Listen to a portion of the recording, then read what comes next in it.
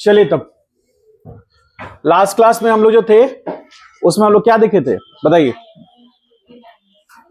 One dimension में थे, one dimension mass distribution या फिर कह लीजिए वन डायमेंशन मास डेंसिटी। ठीक है, तो उसमें हम लोग निकाल के नहीं देखे थे। अब हम लोग उसका सेंटर ऑफ मास निकालेंगे। सेंटर ऑफ मास सीओएम कह रहे हैं, centre of mass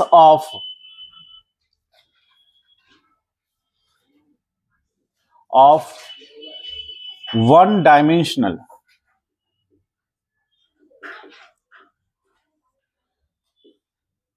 mass density.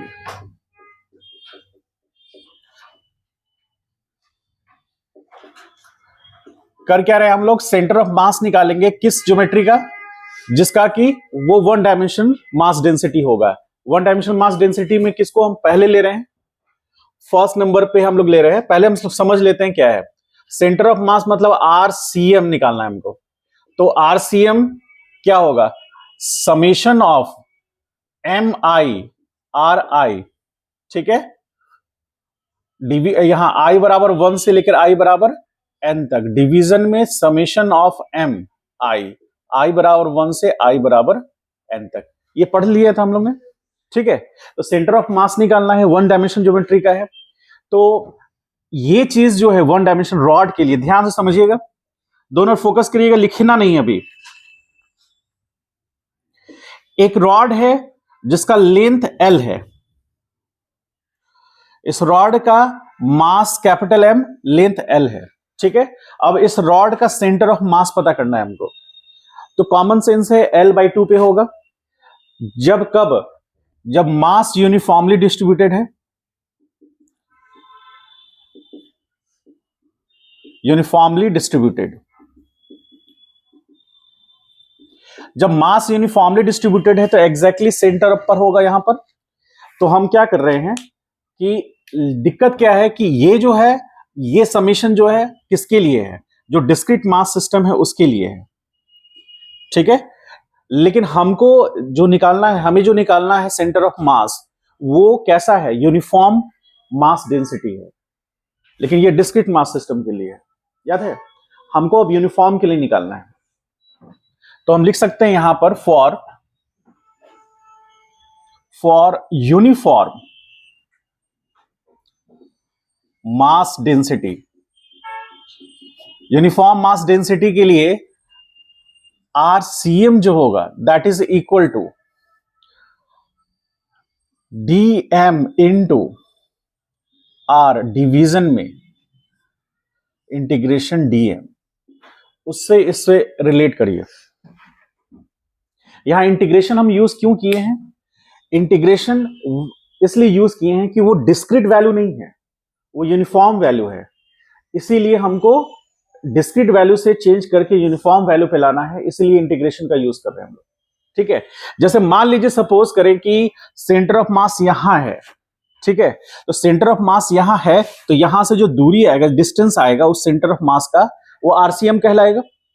तो आरसीएम जो है वो निकालने के लिए, क्योंकि लेंथ यूनिफॉर्मली डिस्ट्रीब्यूटेड है ना, यहां भी मास है, यहां भी मास है, यहां भी मास है, यहां भी मास है, सब जगह पर मास है। ठीक है, तो सब जगह पर मास है, यूनिफॉर्मली डिस्ट्रीब्यूटेड है। तो सेंटर ऑफ मास सपोज यहां आता है, एक बात करें तो आरसीएम निकालने के लिए इससे नहीं निकल पाएगा, क्योंकि इसको निकालने, इसके लिए क्या था कि कुछ मास यहां होता, कुछ मास यहां होता, कुछ मास यहां, कुछ मास यहां, तो इससे निकाल लेते। क्या करते, M1 इंटू R1 करते। ठीक है, M2 इंटू R2 करते, उसके बाद प्लस ऐड करते जाते, सबको ऐड करते, डिवाइड टोटल मास कर देते, हमको उसका सेंटर ऑफ मास निकल जाता है। लेकिन यहां तो मास यूनिफॉर्मली डिस्ट्रीब्यूटेड है, इसीलिए हमको क्या करना पड़ेगा, इंटीग्रेशन का यूज करना पड़ेगा। अब इंटीग्रेशन यूज करना पड़ेगा तो हम लोग ये पढ़ चुके हैं कि डीएम कैसे निकलेगा। उसके लिए हम क्या मान रहे हैं, मान रहे हैं कि ये एक ऐसा एलिमेंटल लेंथ है, छोटा सा एलिमेंटल लेंथ, जिसका लेंथ कितना है dx। एक एक्सिस है, सेंटर पॉइंट O उस एक्सिस से x दूरी पर है। ठीक है, उस एक्सिस से x दूरी पर एक छोटा सा एलिमेंटल लेंथ है, और इस एलिमेंटल लेंथ का मास dm है। और dm बराबर क्या होगा, हम लोग पढ़ चुके हैं, क्या होगा, लैम्डा इंटू dx होगा। अब हम लोग लैम्डा के बारे में जिक्र कर ले तो लैम्डा क्या होगा, मास पर यूनिट लेंथ। एक रॉड है जो यूनिफॉर्मली डिस्ट्रीब्यूटेड है, जिसका लेंथ कितना है L और मास कितना है m, तो लैम्डा यानी कि मास जो उसका लीनियर मास डेंसिटी होगा n/l हो जाएगा। तो m/l उसका लैम्डा हुआ और dm हमको निकालना है, तो dm बराबर क्या आया था, m/l इंटू dx। तो ये तो लैम्डा इंटू dx हो गया, ठीक है।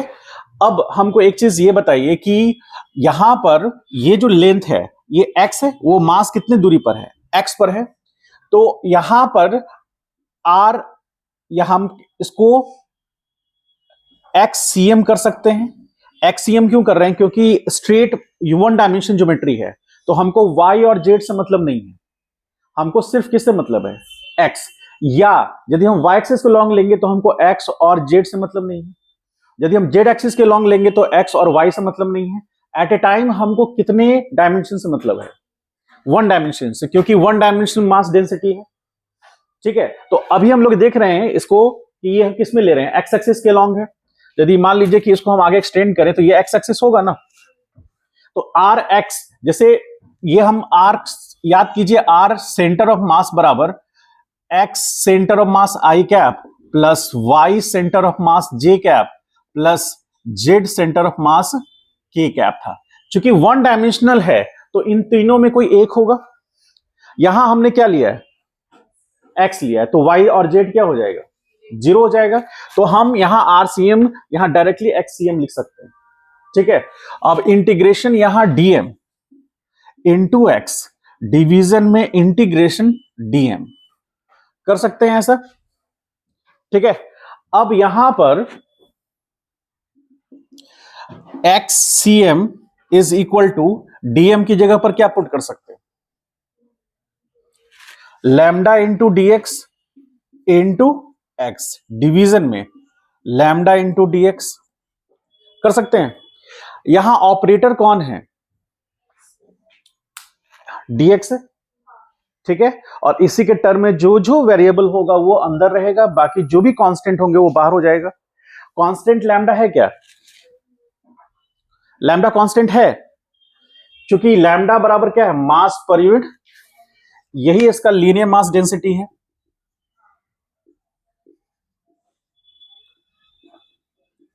तो लीनियर मास डेंसिटी लैम्डा, इसका यूनिट क्या होगा, केजी पर मीटर। तो लीनियर मास डेंसिटी कांस्टेंट है, इज इक्वल टू यहां lambda integration X DX, division में लैम्डा बाहर होगा डीएक्स, ठीक है। अब हमको एक चीज बताइए, चूंकि ऑपरेटर कौन है, डीएक्स, तो डीएक्स ऑपरेटर है, तो लिमिटिंग वैल्यू एक्स का कहां से कहां होगा, बोलिए।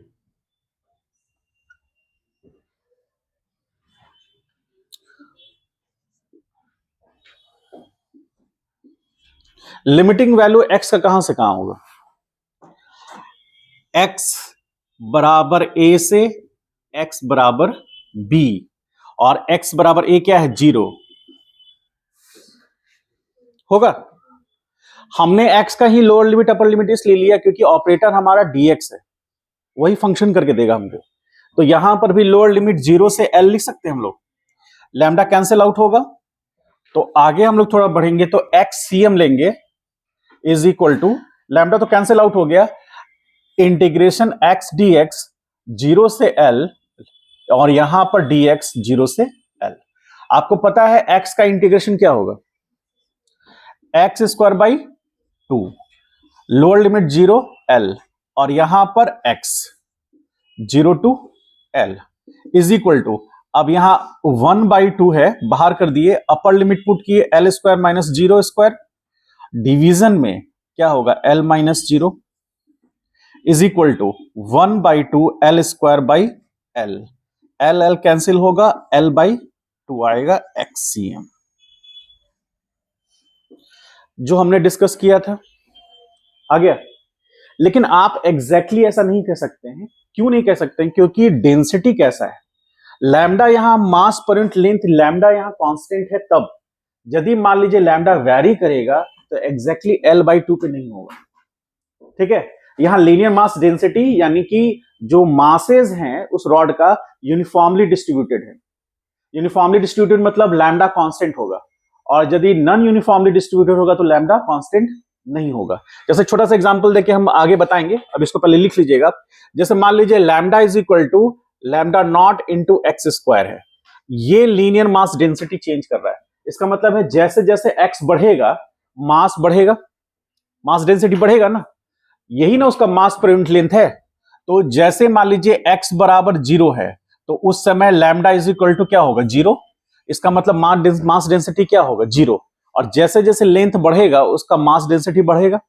तो ये ज्योमेट्री जो है कुछ इस तरह से ऐसे दिखेगा क्या,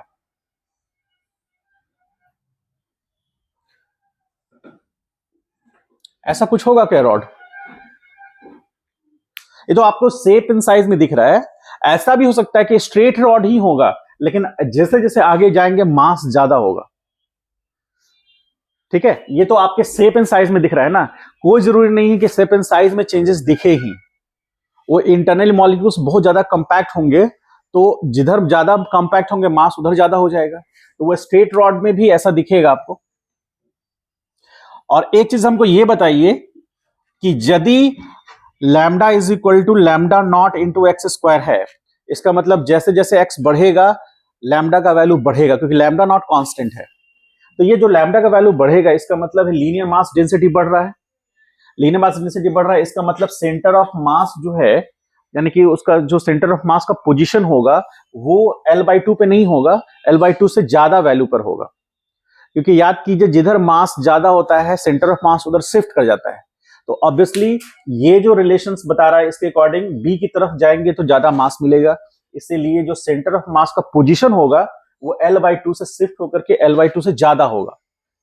L से छोटा होगा और L/2 से ज्यादा होगा। कब होगा ये, जब लीनियर मास डेंसिटी चेंज करेगा। इसको आप जस्ट राइट डाउन कीजिए, उसके बाद इस पर एक क्वेश्चन हम लोग एक डेरिवेशन कर लेते हैं इसको। ठीक है,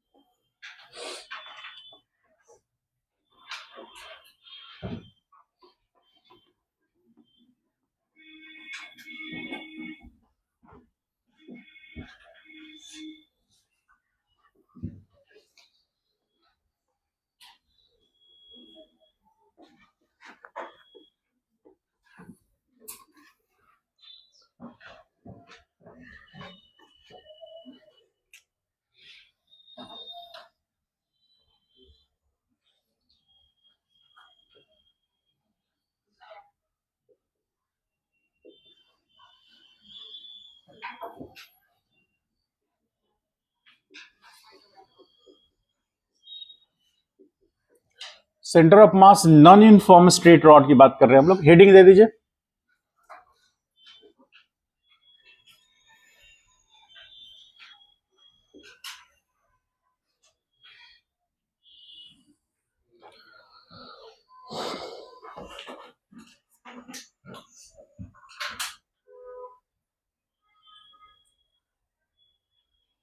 हो गया, देखिए स्ट्रेट रॉड फिर से होगा लेकिन नॉन यूनिफॉर्म होगा। टोटल मास m है, लेंथ टोटल उसका l है। ठीक है, तो अब बात कर रहे हैं नॉन यूनिफॉर्म। स्ट्रेट रॉड, ठीक है।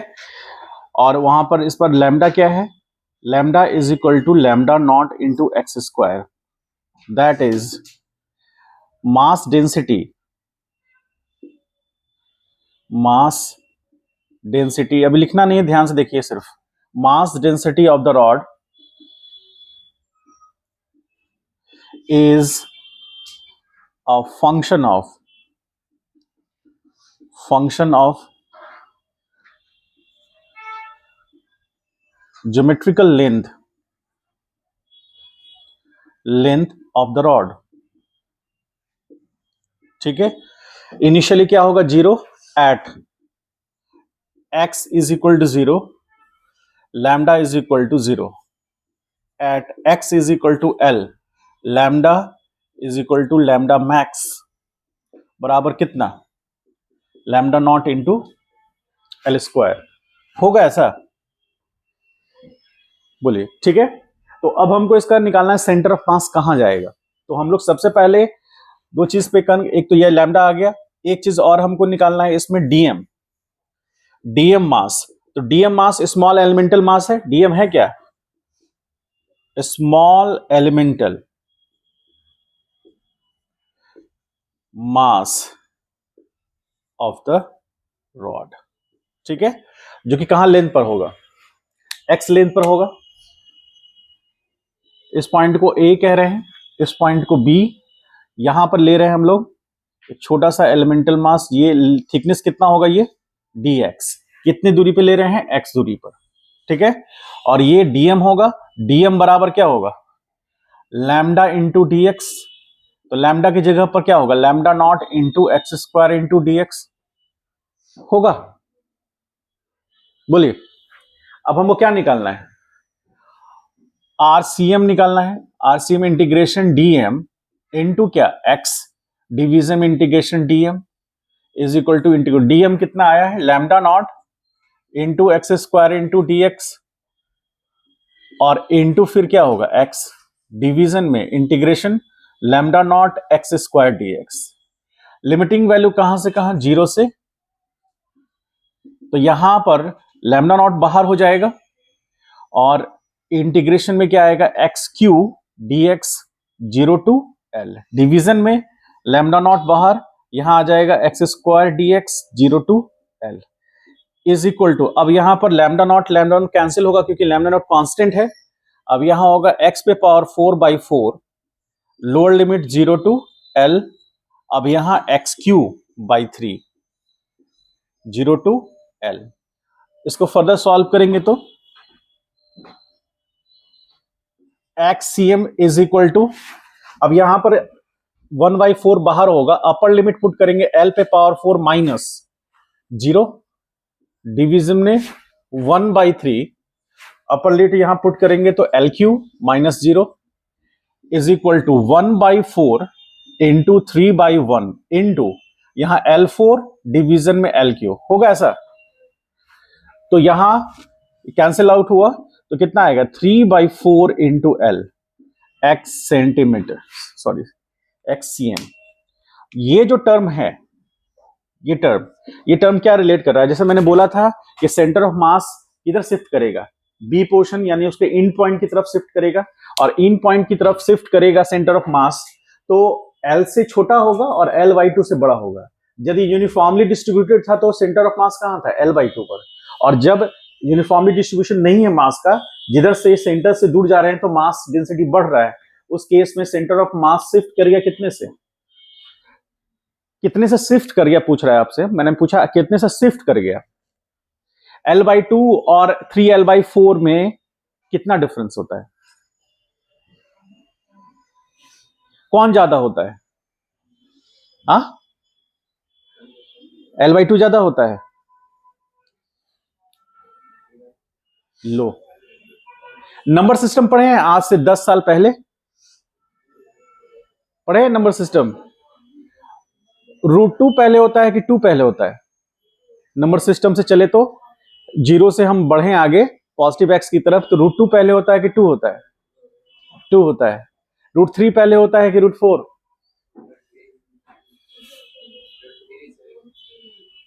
पता है ना, √5 पहले होता है कि √3? ये सब तो पता होना चाहिए। तो अब हमको ये बताइए कि L/2 पहले मिलेगा, जो A से B की तरफ चलेंगे तो L/2 पहले मिलेगा कि 3L/4 पहले मिलेगा? यानी 3L/4 ज्यादा हो गया उससे, कितना ज्यादा हो गया? 3L/4 माइनस L/2 कर लीजिए, अब बिना पेन के करिए, कितना? L/4 एक हो गया कितना? एक हो गया 50 पैसा, एक हो गया 75 पैसा। तो 50 पैसा और 75 पैसा में कितना का अंतर है? बस, भावनाएं वही हैं, टर्म अलग है। ठीक है, तो 25 पैसा जो शिफ्ट कर गया, वो क्यों शिफ्ट किया? क्योंकि मास डेंसिटी यूनिफॉर्म नहीं था। समझ गए इस बात को? तो ये इसलिए आया क्योंकि उसका मास डेंसिटी, इसका सेंटर ऑफ जो होगा वो यहां ऑलमोस्ट यहां होगा, जो कि ये डिस्टेंस जो x होगा centre of mass is equal to 3L/4। इस पॉइंट को हम क्या बोल रहे हैं? इस पॉइंट को सेंटर O बोल देंगे, और यही सेंटर ऑफ मास होगा। पूरा का पूरा मास कॉन्सेंट्रेट होगा वहां पर। अब जब ये उसका वेट लगेगा mg, तो mg यहां लगेगा। ठीक है, समझ पा रहे हैं इस बात को? mg यहां लगेगा, मान लीजिए यहां हिंज पोर्शन है, तो टॉर्क यहां प्रोड्यूस होगा। टॉर्क पता करने के लिए, टॉर्क का नाम सुने हैं कभी? टॉर्क का नाम सुने हैं? कहां पर यूज होता है? हाँ, बोलिए, अरे आता है तो बताइए, इसमें शर्माने वाली बात क्या है? हम शर्माने लगे तो आपको कुछ समझ में नहीं आएगा। बोलिए, टॉर्क मतलब यदि कहीं सुना हो आपने, कहीं पर देखा हो तो बताइए, कोई इशू नहीं है। क्या?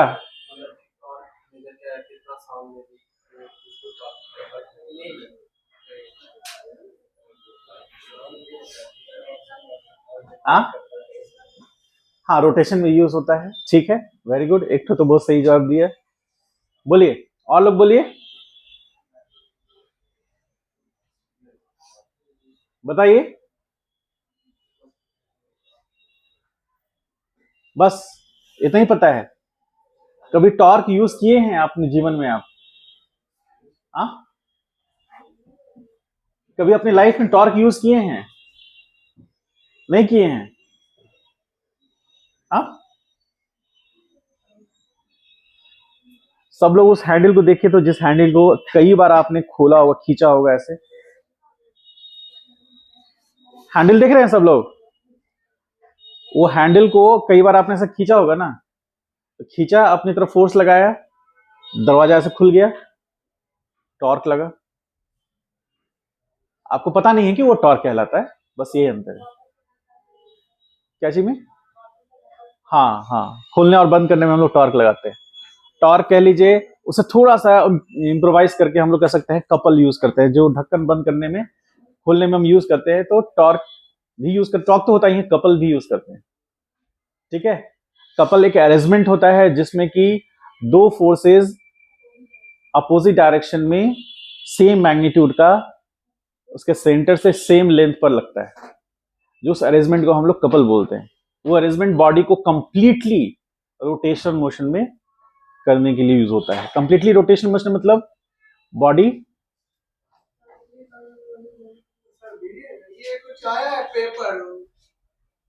अच्छा उसको देख लेंगे बाद में, आप वहां ढक दीजिए ना।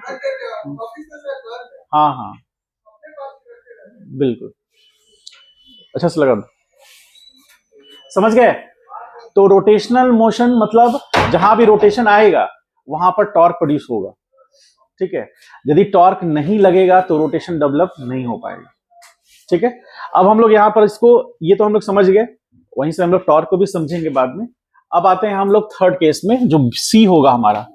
सी लिखे नहीं है आप लोग? लिखे नहीं है अभी तक? ठीक, लिखिए लिखिए, हमको उधर ध्यान आएगा तो इसलिए नहीं लिखिए ना, लिखिए, हम इसको जोड़ देते हैं, लिख दें।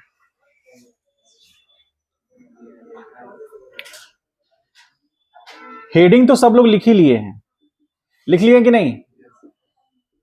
बाकी तो भ्रम है।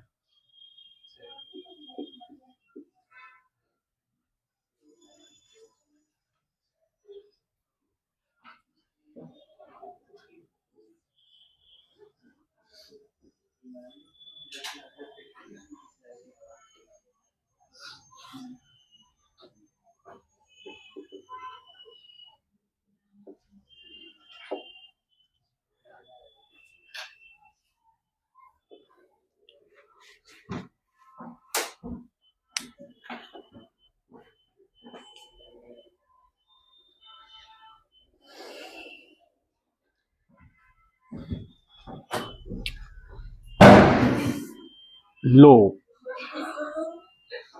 कुछ तो फूटा।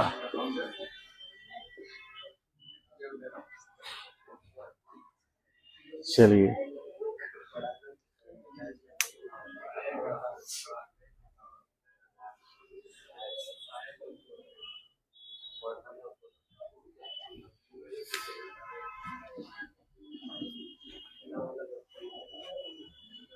चलिए चलिए जल्दी करिए फास्ट।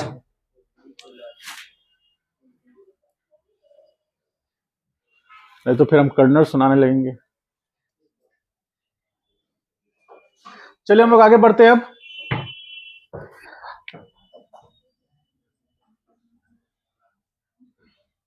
सी पॉइंट देते हैं, इसका नाम सेंटर ऑफ मास, COM निकालना है हमें किसका, ऑफ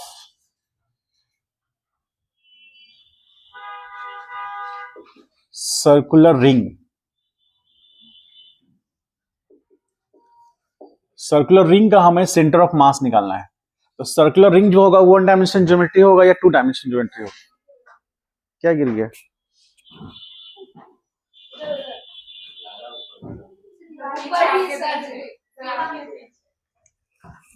कोई बात नहीं, चल बताइए।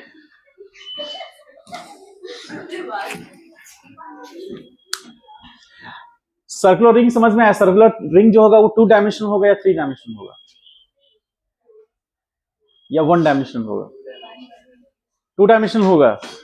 हाँ, रिंग जो हम लोग अंगूठी वगैरह जो हम लोग पहनते हैं वो 3 डायमेंशन 2 डायमेंशन कैसा डायमेंशन होता है? अच्छा मान लीजिए कि एक तार है, पतला सा तार, उस पर एक सर्कल बना दीजिए, तो वो 2 डायमेंशन होगा, 3 डायमेंशन की 1 डायमेंशन होगा? 1 डायमेंशन होगा। हाँ, जैसे पतला सा तार होता है ना, छड़ वगैरह बांधने के लिए होता है पतला सा तार, ऐसे घुमा कर उसको एक सर्कल बना दीजिए और ऐसे सर्कल बना के यहाँ पर उसको नॉट दे दीजिए, तो एक सर्कल बन गया। तो वो सर्कल जो बना वो रिंग होगा, 2 डायमेंशन होगा, 3 डायमेंशन होगा, 1 डायमेंशन होगा? 2 डायमेंशन क्यों होगा? यदि उसको हम खोल कर स्ट्रेट कर दे तो 1 डायमेंशन आ जाएगा। हाँ बोलिए, तो खोल कर स्ट्रेट कर देंगे तो स्ट्रेट लाइन नहीं हो जाएगा, वो 1 डायमेंशन में आ जाएगा ना, इसलिए उसको 1 डायमेंशन ज्योमेट्री में रखते हैं। तो अब समझिए 2 मिनट ध्यान से, हेडिंग नहीं लिखना है अभी, सिर्फ 2 मिनट देखिए पहले। जैसे मान लीजिए एक सर्कुलर रिंग है, सेंटर पॉइंट क्या है? सेंटर पॉइंट O है।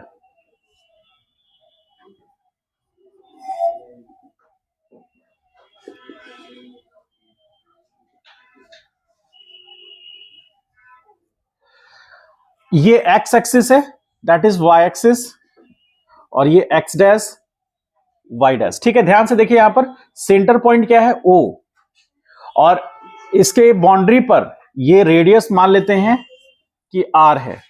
तो एक सर्कुलर रिंग है जिसका रेडियस कितना है? R, और उसका सेंटर एग्जैक्टली ऑरिजिन पर है, हमने ये एज्यूम करके चला है। ठीक है, तो ये सर्कुलर रिंग का हमको सेंटर ऑफ मास निकालना है। तो ऑब्वियसली, या फिर आपको लगता भी होगा कि centre of mass exactly centre पे होगा। क्यों होगा ऐसा? क्योंकि ये जो ज्योमेट्री है वो सिमेट्रिकल है, किसके?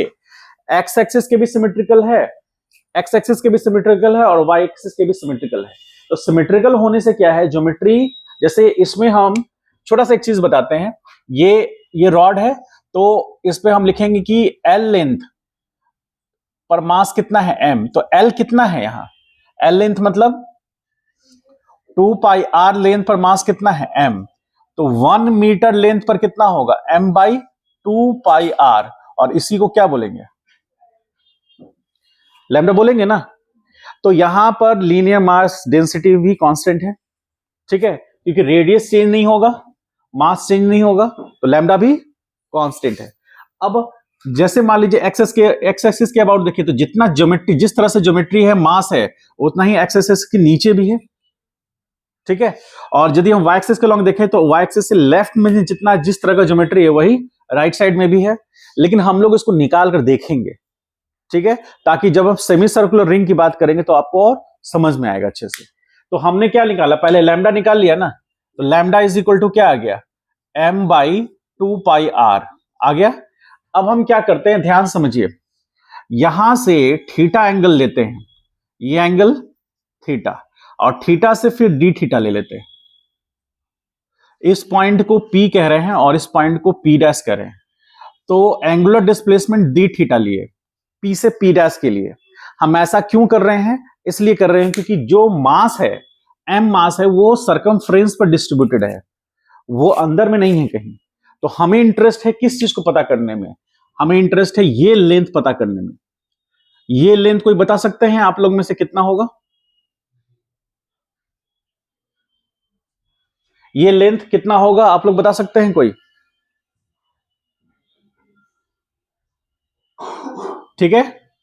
अब आप ये समझिए, यदि इतने से छोटे से लेंथ को हम लोग डीएम कह रहे हैं, तो डीएम बराबर क्या होना चाहिए, छोटा सा एलिमेंटल मास है, जो वहां डीएक्स पे लेते थे, डीएक्स एलिमेंटल जो लेंथ होता था उस पर जो मास होता था उसको हम डीएम कहते थे। तो डीएक्स एलिमेंटल लेंथ हो गया और उसके करस्पॉन्डिंग उस एलिमेंटल लेंथ का जो मास हुआ दैट इज डीएम। तो यहां पर भी हमने एक एलिमेंटल लेंथ लिया है छोटा सा, ये छोटे छोटे एलिमेंटल लेंथ से ही पूरा का पूरा उस रिंग बना है जिसका मास कैपिटल एम है। लेकिन मास कैपिटल एम कब आएगा, जब पूरा का पूरा लेंथ लेंगे, ठीक है। जब पूरा का पूरा लेंथ यानी 2πr लेंथ लेंगे तो उस 2πr लेंथ का मास कितना निकल के आएगा, कैपिटल एम। लेकिन हम क्या ले रहे हैं, बहुत छोटा सा एलिमेंटल लेंथ ले रहे हैं, और ये एलिमेंटल लेंथ कितना होगा, आपको यदि याद हो तो हम स्टार्टिंग में बता चुके थे कि tan theta is equal to होता है परपेंडिकुलर बाय बेस, और यदि हम थीटा को बहुत छोटा कर देंगे तो डी थीटा बराबर हो जाएगा परपेंडिकुलर बाय बेस। तो डी थीटा यहां पर है और ये एक तरह से स्ट्रेट लाइन की तरह ट्रीट करेगा, और ये रेडियस उसका आर है। तो इस लेंथ को हम लोग कहेंगे आर डी थीटा, यदि थोड़ा सा याद हो, ठीक है। इस लेंथ को आर डी थीटा इसलिए कहेंगे क्योंकि D theta is equal to होता है परपेंडिकुलर यानी पी से पी डैश का दूरी बाय बेस, बेस कितना ओ, इस सेंटर पॉइंट को ओ मान लेंगे, ओ से पी, ठीक। हमको इंटरेस्ट है पी से पी डैश पता करने में, तो ओपी इंटू डी थीटा, और सब लोग जानते हैं कि ओपी कितना है, आर डी थीटा। तो पी से पी डैश का लेंथ कितना हुआ, क्योंकि जब थीटा जो होगा, थीटा बहुत छोटा होगा, तो पी पी डैश एक कर्व नहीं होगा, स्ट्रेट लाइन की तरह ट्रीट करेगा, और स्ट्रेट लाइन की तरह ट्रीट करेगा तो हम ये लिख सकते हैं, और इससे हम पी से पी डैश का लेंथ पता कर सकते हैं जो कि एलिमेंटल लेंथ है, और एलिमेंटल लेंथ कितना होगा, आर डी थीटा। समझ पाए, यदि छोटा सा रिंग लेंगे जिसका रेडियस स्मॉल आर है तो वो एलिमेंटल लेंथ हो जाएगा स्मॉल आर डी थीटा। यदि बड़ा रिंग है जो आपको देख रहा है, आपको दिखने में आसानी है इसलिए हम कैपिटल आर ले रहे हैं, कैपिटल आर से आर डी थीटा हो जाएगा उस इतने से लेंथ जो कि हमने ब्लैक कलर का बनाया है, वो रिंग का वो छोटा सा पार्ट है जिसका लेंथ कितना है, आर डी थीटा है, और उसका मास कितना है, डीएम। तो डीएम क्या होता है, डीएम बराबर क्या लिखेंगे, बोलिए, लैम्डा इंटू डीएक्स। तो यहां लैम्डा इंटू डीएक्स कितना होगा, तो हमने एक बहुत बड़ा चेंज लाया है। वो चेंज क्या है कि हमने लीनियर लेंथ से एंगुलर लेंथ में कन्वर्ट कर लिया उसको। dx क्या है, लीनियर लेंथ है, और डी थीटा जो है एंगुलर लेंथ, ठीक है। तो हमने क्या किया, उसको उसमें कन्वर्ट कर दिया। अब हमारा डीएम की जगह पर क्या लिखेंगे, लैम्डा आर डी थीटा। समझ पाए। अब एक बात को और समझिए अब ध्यान से, चूंकि हम सब लोग जानते हैं कि ये सेंटर पॉइंट है उसका, तो इसका सेंटर ऑफ मास जीरो होगा। सेंटर ऑफ मास जीरो होगा मतलब यदि हम आर सी एम पता करेंगे तो आर सी एम बराबर X C M I cap plus Y C M J cap होगा, ठीक है। और आरसीएम 0 होगा, ये हम अपने इंट्यूशन से कह सकते हैं। जैसे एक व्हील है, जो साइकिल का व्हील होता है वो एक सर्कुलर रिंग की तरह ट्रीट करता है, और जो भी स्पोक्स होते हैं वो एग्जैक्टली कहां पर, उसके एक्सल पे जाकर के मीट करते हैं। और वो एक्सल में एक रॉड लगा होता है, जो रॉड उसके फ्रेम से जाकर उसके साथ अटैच होता है, फ्रेम के साथ बोल्ट किया रहता है। और वो वहां पर बॉल बियरिंग होता है, जो कि रिलेटिव मोशन को परमानेंटली अलाउ करता है, सफिशिएंटली अलाउ करता है। बॉल बियरिंग, बॉल बियरिंग का काम क्या है? रिलेटिव मोशंस को प्रमोट करना, ठीक है, और फ्रिक्शंस को अवॉइड करना। इसके अंदर छोटे से बॉल्स बने रहते हैं। तो वो फ्रेम तो फिक्स है, फ्रेम ऐसे जाके तो फिक्स है, और वो रिंग घूम रहा है, ठीक है। तो वो रिंग जो अटैच है, मतलब वो जो फ्रेम अटैच है रिंग के साथ में, वो एग्जैक्टली उसके सेंटर ऑफ मास पर अटैच है। नहीं होगा अटैच, मान लीजिए सपोज करें, पता नहीं आप लोग समझ पा रहे हैं कि नहीं।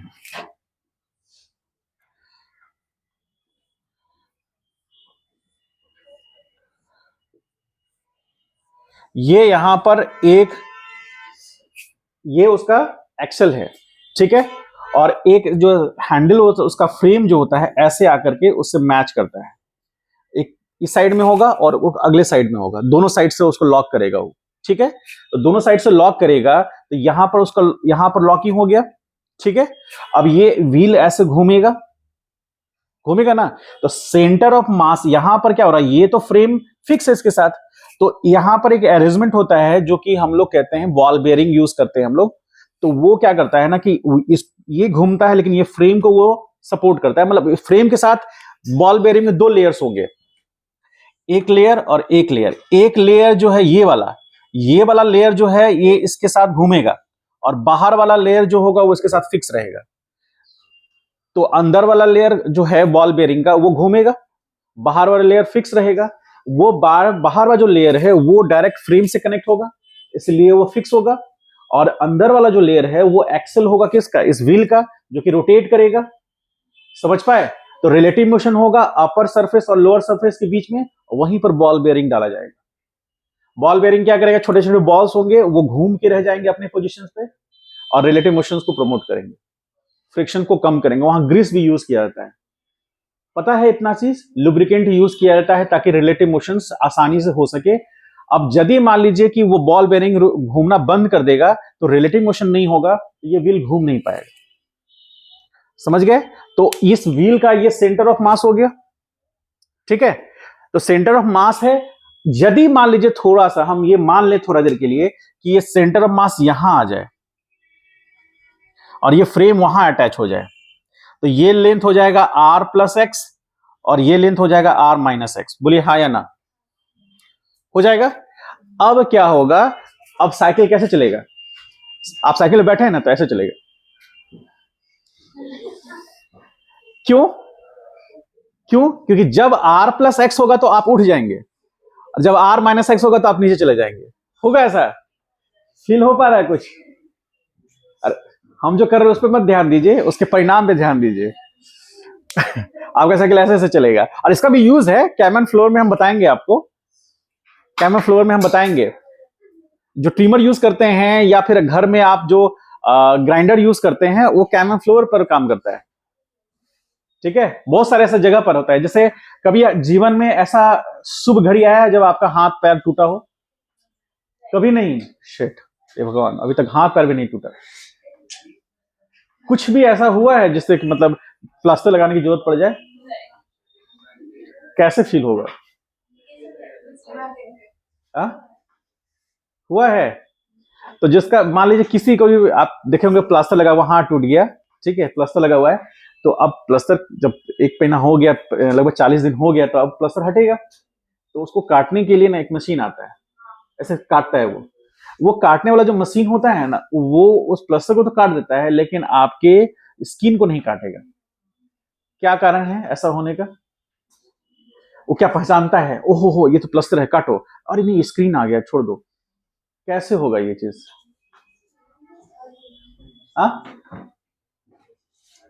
इसके पीछे बहुत बड़ा मैकेनिक्स है, उसको समझने के लिए थोड़ा सा और आपको पढ़ाई करना पड़ेगा।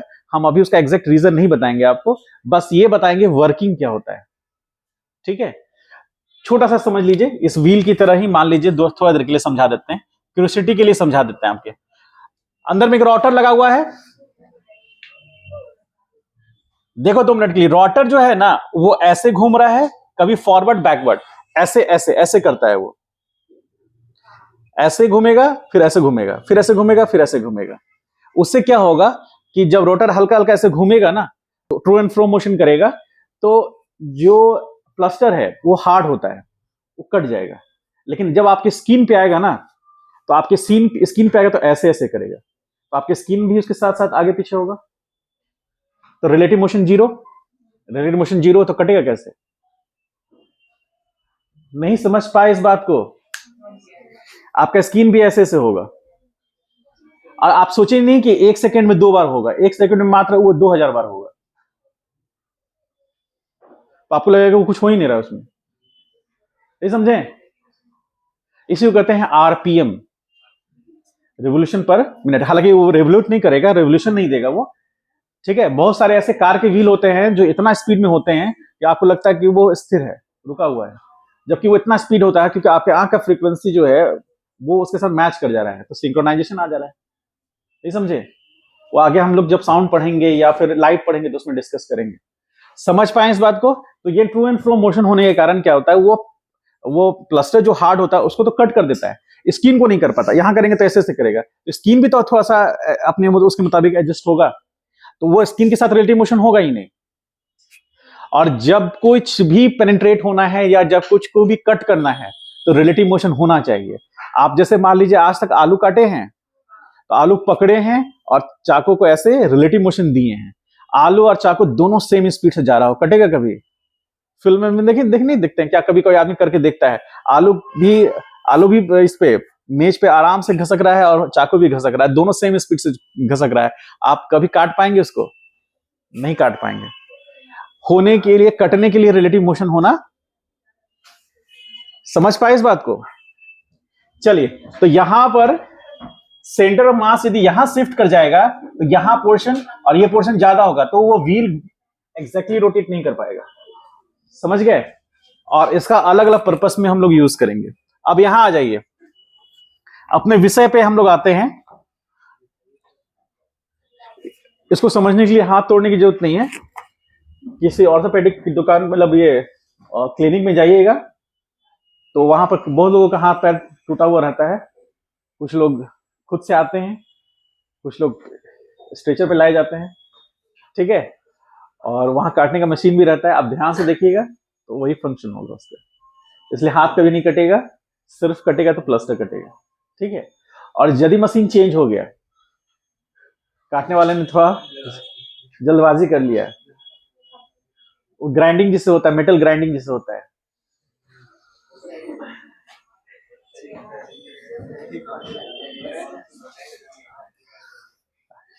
कोविड में जिनको कभी जीवन में सुई नहीं पड़ा उनको भी सुई पड़ गया। तो हम एक जगह पर इंजेक्शन ले रहे थे, एक स्कूल था उसमें, तो उसमें एक बच्ची थी, आप लोग से की उम्र की, आपसे थोड़ी छोटी थी वो। उसका टाइम आ रहा था, तो पहले ही से माहौल बना रही थी, पूरा माहौल बना दी थी। और जैसे उसको बैठाया गया तो एक ने पहले उसको रुई लगाया, तो उसको ठंडा लगा, वो और छटपटाना शुरू हो गया। और डॉक्टर क्या कर, डॉक्टर नहीं था वो, एक्चुअली इंजेक्शन नहीं देने वाला था, वो इंजेक्शन दे रहा है उसको थोड़ा सा वो ना, उसको डर खत्म करना चाह रहा था, तो उसको दिखा रहा था, वो डर गई और उसको हल्का सा ऐसे सटाया, वो एक थप्पड़ खींच मारी उसको।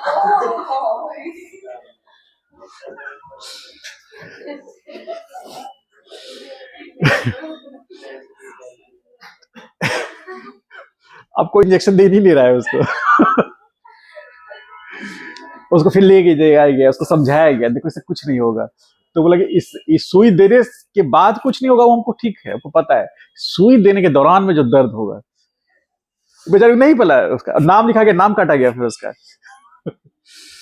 समझे? आइए, चलिए हम लोग यहां पर फोकस करें। अब यहां तक समझ में आया?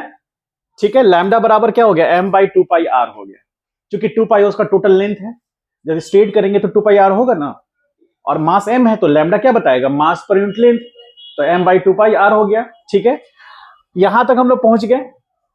अब हम क्या करेंगे कि एक्स एक्सिस वाले को भी देखेंगे और वाई एक्सिस वाले को भी देखेंगे, ठीक है। तो हम लिख सकते हैं एक्स सी एम।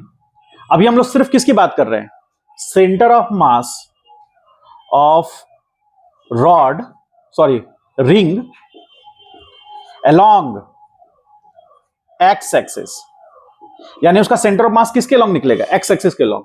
तो integration DM into X, division में इंटीग्रेशन डीएम होगा, होगा।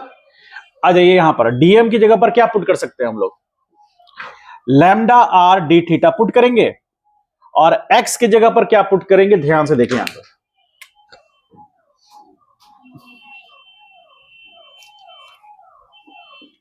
एक परपेंडिकुलर ड्रॉ किया तो हम इसको लिख सकते हैं आर कॉस थीटा, और इसको हम लिख सकते हैं आर साइन थीटा। बोलिए ये काम करेगा एक्स का और ये काम करेगा वाई का, बोलिए हाँ या ना, होगा ऐसा? कुछ याद है इतिहास, आज से 54,000 साल पहले हम लोग पढ़े थे ऐसा कुछ, आ? याद है?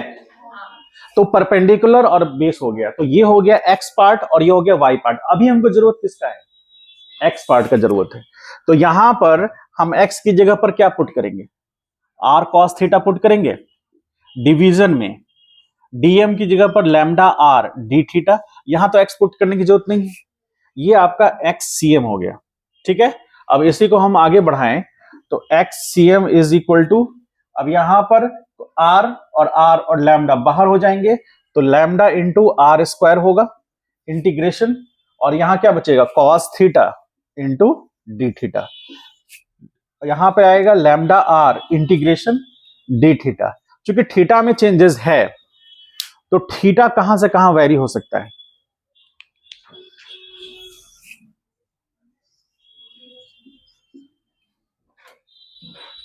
होगा। क्या हो रहा है पीछे, माहौल बन रहा है, ग्लासेस निकाल लिए क्या, आगे आ जाइएगा, समझ गए, पूरा फोकस कीजिए, नहीं तो फिर सब भूल जाइएगा, सोचिएगा कि बाद में देख लेंगे, नहीं कहते हैं निकल बाहर बाद में देखते हैं, उसे इसमें नहीं करिएगा ऐसा, समझ गए, जो है यहीं पर देखिए, जो है यहीं पर समझिए, बाद में समझिएगा तो वो बाद जो है ना इंटीग्रेट हो जाएगा, ठीक है। अब ध्यान से समझने की कोशिश कीजिए कि पाई आर और यहां पर पाई आर स्क्वायर, तो सिर्फ आर बचेगा, और पूरे दुनिया को पता है कॉस थीटा का इंटीग्रेशन पता है ना, क्या होगा, पूरा दुनिया को पता है, आप दुनिया से अलग थोड़ी ना, माइनस थीटा कि sine theta, minus sine theta, तय कर लो एकदम, आज ही तय हो जाए। अनमोल बताएगा, अनमोल पढ़ाई कर रहा है, क्या माइनस साइन थीटा होगा, उत्कर्ष सारी निगाहें तुम पर है, अब तुम ही बताओगे कि युद्ध होगा या शांति रहेगी, चलो बोलो उत्कर्ष पांडे, हाँ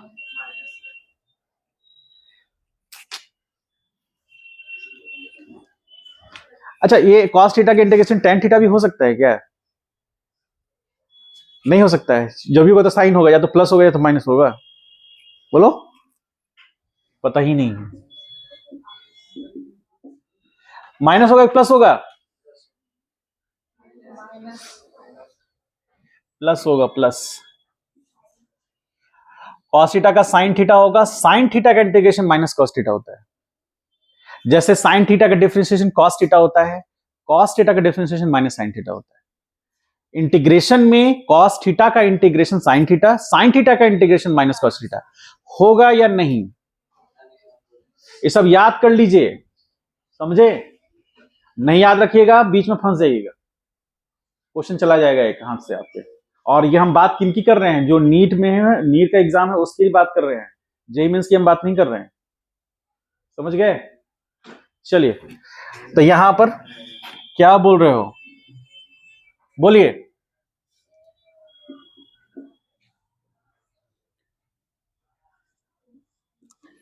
जीरो से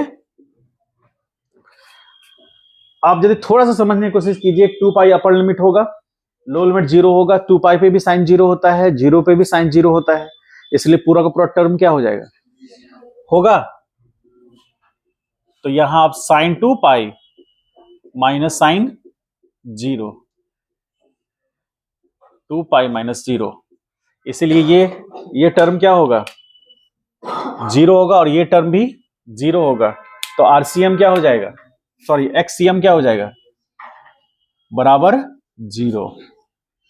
और यदि एक्ससीएम वेक्टर के साथ लिखें तो 0 आई कैप। समझ पाए इस बात को? यानी कि इसका मतलब ये हुआ कि सेंटर ऑफ मास का जो कोऑर्डिनेट होगा वो एक्स में 0 होगा, ठीक है। और यदि वाई में 0 आ गया तो एग्जैक्टली कहां पर होगा, वाई में 0 आता है कि नहीं आता है, देखते हैं हम लोग। तो अब हम लोग बात करेंगे centre of mass of ring. बहुत स्लो चल रहे हैं ताकि आपको समझ में आए, दिक्कत ना हो। along y एक्सिस, तो यहां लिखेंगे YCM is equal to integration, सब लोग ध्यान से देखिए अभी, dm इंटू वाई, डिवीजन में क्या, integration dm is equal to, dm हमें पता है क्या आएगा, लैम्डा आर डी थीटा, और y की जगह पर हम क्या पुट करेंगे, r साइन थीटा, डिवीजन में integration lambda R D theta. यहां पे लिमिटिंग वैल्यू 0 से क्या जाएगा, 2 पाई, ये 0 से 2 पाई इक्वल टू, अब यहां भी आर स्क्वायर सेम वही चीज, तो यहां आर इंटू इंटीग्रेशन में साइन थीटा डी थीटा लिख सकते हैं 0 से 2 पाई, और डिवीजन में क्या लिख सकते हैं, इंटीग्रेशन डी थीटा 0 से 2 पाई, ऐसा लिख सकते हैं। एक स्टेप आगे बढ़ गए हैं, सेम उसी तरह कट करके होगा।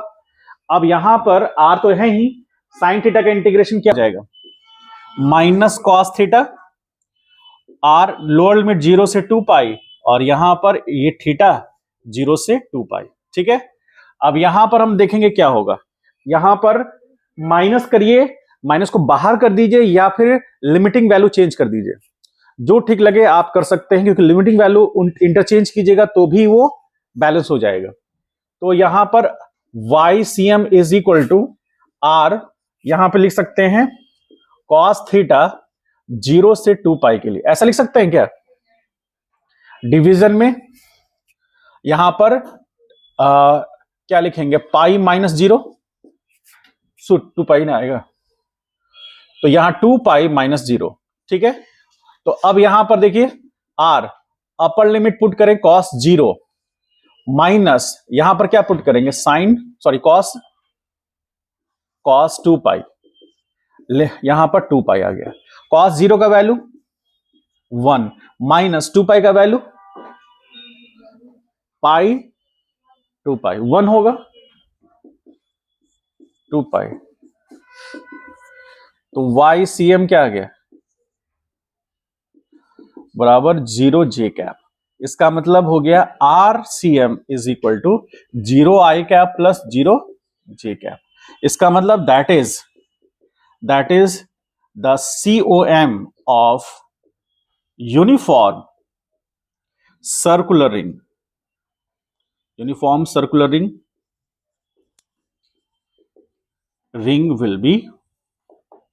will be at origin पे होगा, इसीलिए x कोऑर्डिनेट भी 0 होगा और y कोऑर्डिनेट भी 0 होगा। क्लियर हुआ? कहीं डाउट है तो बोलिए, फिर हम लोग आगे बढ़ेंगे। सेम यही चीज हम लोग सेमी सर्कुलर रिंग में करके देखेंगे। क्योंकि हम लोग सर्कुलर रिंग में है तो सेंटर ऑफ मास यहां आ गया, लेकिन यदि सेमी सर्कुलर रिंग करेंगे तो ये पोर्शन तो नहीं रहेगा, ये पोर्शन नहीं रहेगा, इस साइड में मास रहेगा। तो ये मास जो है, ये वाला जो मास होगा वो y एक्सिस के सिमेट्रियल तो होगा, लेकिन x एक्सिस की सिमेट्री नहीं होगा। इसीलिए सेंटर ऑफ मास या तो नीचे आना चाहिए या तो ऊपर आना चाहिए। आपको क्या लगता है y एक्सिस पर किधर आना चाहिए? क्योंकि सेंटर ऑफ मास, क्योंकि मासेस ऊपर ही है ना, x y एक्सिस से नीचे तो मास है ही नहीं, जो भी मासेस है वो x एक्सिस के ऊपर है। तो मास जो ऊपर है ऑब्वियसली, और इसी एक्सिस पर रहना है उसको। क्यों रहना है इसके ऊपर? क्योंकि x में तो सिमेट्री है, जो y एक्सिस के हम देखेंगे राइट और लेफ्ट तो सिमेट्री मिल रहा है हमको, लेकिन x एक्सिस के ऊपर और नीचे देखेंगे तो सिमेट्री नहीं मिल रहा है। उस केस में सेंटर ऑफ मास या तो ऊपर की तरफ शिफ्ट होना चाहिए या तो नीचे की तरफ। क्योंकि ज्योमेट्री मास किधर है? ऊपर की तरफ। तो वो शिफ्ट हो जाएगा इसी एक्सिस को पकड़ते हुए ऊपर की तरफ। तो इसमें भी आपको x 0 मिलेगा लेकिन y 0 नहीं मिलेगा। y कितना मिलेगा वो हम देखेंगे। तो पहले इसको राइट डाउन कर लीजिए, फिर उसमें चलते हैं हम लोग।